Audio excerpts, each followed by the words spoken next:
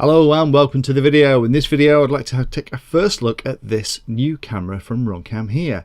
This, believe it or not, is an Eagle camera. It's the brand new Micro Eagle from RunCam, and I've had it here for about a week, 10 days, and I've been kind of playing with it. Just kind of want to share my thoughts, impressions, and show you how this thing comes. Now, for those of you that have been watching the channel for a long time, you'll know that the Eagle cameras are some of my favorite FPV cameras. And we've had the original Eagle, the updated Eagle, we had the Eagle Pro, and now we have this little mini version 2. And it's becoming much more common to put these really small cameras onto racing quadcopters because some of the compromises that we always used to have to make, these much smaller, lighter cameras, are going away now. So we can get similar performance to mini and full-size cameras in these really small, lightweight packages that can fit in some really compact frames. So in this video, what I'll do is show you how it comes in the box and a quick whistle-stop tour around the menu. And then I'll show you some test footage to show you how well things like the wide dynamic range, color saturation, and those things are coping in tricky conditions too. Now, although this is a micro camera, and you'll see it in a second, this has an on-screen display. It comes with a joystick that allows you to select between 16:9 and 4.3, and also between things like PAL, NTSC. Also allows you to select the wide dynamic range level, depending on the flying conditions that you're in. Crucially, it also allows you to both mirror and flip the image. Now, for lots of pilots, don't really care about that, but for really challenging small quadcopter builds where you can only get the camera to fit in the cradle in one particular way because of the way the cables are routed and the connection at the back of the camera is, being able to do this is fantastic. So this is one of the first cameras of this size and weight class that I've seen that actually allows you to do both. Dimensions, pretty standard stuff. It's 19 by 19 millimeters.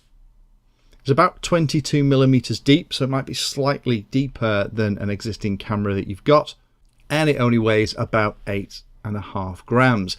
The other cool thing that I've spotted in this is the lower light handling is back in this smaller camera. Now, the last version of the Eagle that I looked at, I'll put a link here to the FPV camera playlist, and all the cameras that I review are in there so you can check it out.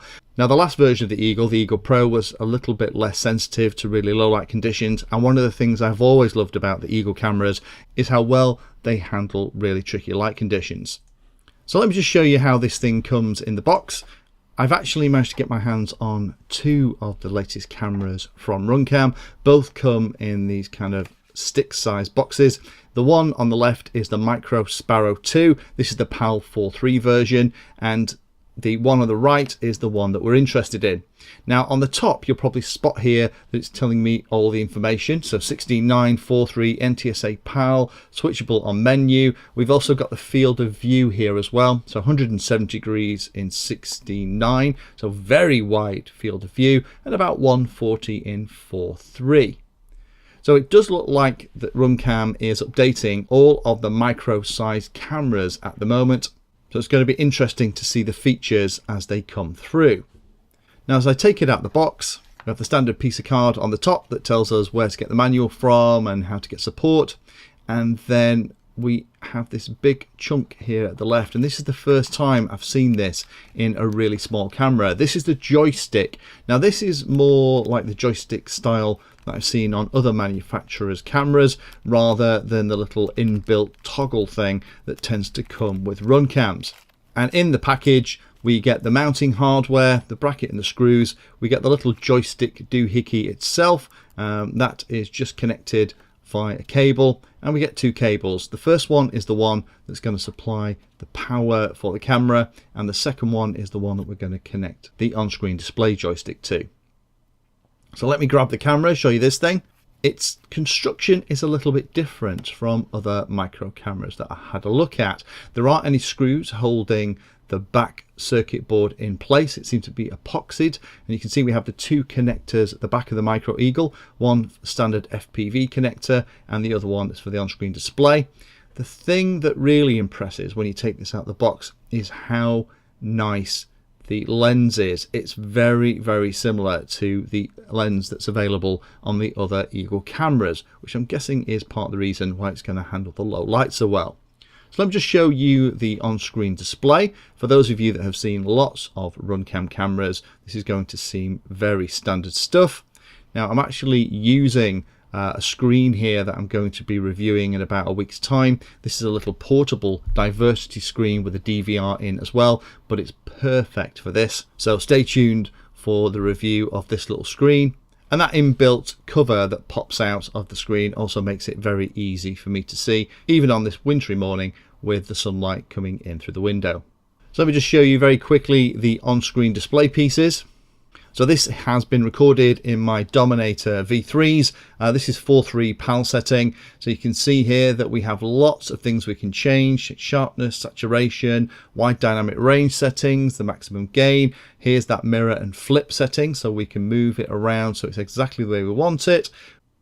We can tell it how to handle the situations in darkness, whether we want it to try and preserve the color or flick to black and white. We can also switch it between PAL and NTSC, and also 4:3 and 16:9. Be aware though that 16:9 is a blooming wide field of view, but hopefully you can see here that this is the kind of menu that I'd expect to see on a full size or mini camera, not a micro, and it's fantastic to see this kind of functionality down in this little compact size. So enough about that. Let's go out and let me show you some sample footage. This was taken on a very bright morning. Apology for the graininess, it looks much better in the camera. This again was recorded in the Fat Shark Dominator V3s that are hanging around my neck as I'm walking. It's a very, very bright morning with deep shadows. We'd actually had snow the night before, which is what all that stuff is on the ground. And you can see that the wide dynamic range on this camera and that lovely big lens at the front is letting us see not only the sky, but also all of the detail, and the amount of fisheye that's going on as well isn't terrible. Now if I just move it up and down into the sky and back into the lane, hopefully you can see how well it's coping going from the shadows into a bright blue winter sky. And even here when I'm panning around, there's no real noticeable change as I go from very light to very dark conditions. There's a little bit of haloing around the sunshine, but nothing terrible. So let's get onto the bridge where I always do my test shots. Beautiful morning this morning. The colour is slightly oversaturated and a little bit warm, but we can change that in the on-screen display, but it's very close to what it looks like in real life. And interestingly, there's no surprises here at all. This could absolutely be a much larger camera, and it's behaving exactly as you'd expect an Eagle to. Particularly in this shot where I'm looking directly into the sunshine, all of the other pieces and all of the other detail, even in the shadows, is being preserved. So that wide dynamic range is just as good here as it is on everything else. So in summary, if you are looking for a small camera, if you're looking for one that has the ability to both set PAL, NTSC, 16:943, but also to mirror and flip the image for the build that you're trying to do, that's going to work just like one of the bigger cameras, then this is definitely worth a look. This is a really impressive little camera, and one that for the next build I do where I need a small camera, this is going to be the one I'm going to reach for.